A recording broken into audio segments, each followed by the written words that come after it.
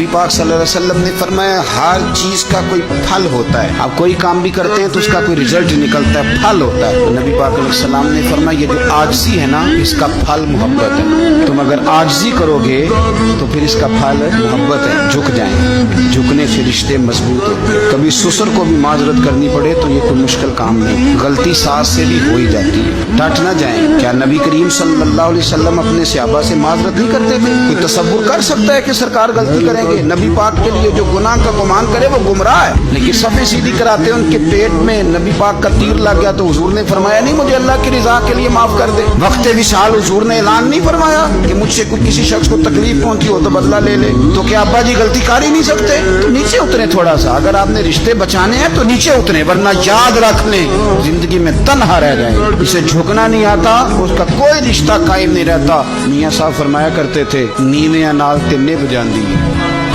जे कर दिलों निभाइए, उच्चियां नाल ना निभे मोहम्मद जे कसरा ना खाइए। अगर तुझे आदत है थोड़ा सा तू कसर खा लेता है तो फिर तेरी निभ जाएगी। अगर तू कहता ना ना माँ बदौलत तो ये सवाल ही नहीं। और एक जगह और कहा, फरमाने लगे उच्चा नाम रखाया जिसने ओ चुल्ले विच सड़िया, उच्चा नाम रखाया जिसने ओ चुल्ले विच सड़िया, और नीवा हो के लंघ मोहम्मद लंघ जावेगा अड़िया।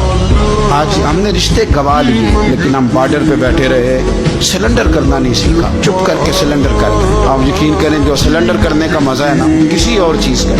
हक पे खड़े होना और बात है लेकिन हम तो जात के लिए खड़े। अगर आप थोड़ा सा इस पर तवज्जो करेंगे, आजिज़ी इख्तियार करेंगे तो आप देखेंगे कि मोहब्बतों को फरोग होगा। एक तो दरगुजर करें, तोहफे का लेन देन करें, आजिज़ी इख्तियार करें, दिल से कुदूरत को दूर करें। अपने उन रिश्तेदारों को जो आपसे नाराज हैं उनको फोन करें और कोशिश करें कि जिनकी गिरफ्तें कर चुके हैं दोबारा ना करने का अहद करें। कोशिश करें कि ये जो बहुत सारा लोगों के बारे में बिला वजह हमने सोच लिया ना ये भी मेरा मुखालिफ है, ये भी मेरा मुखालिफ है, ये भी, इन चीज़ों को बिला वजह निकाल दें। खुद किसी का हसद करें ना और किसी को अपना हासिद समझे ना।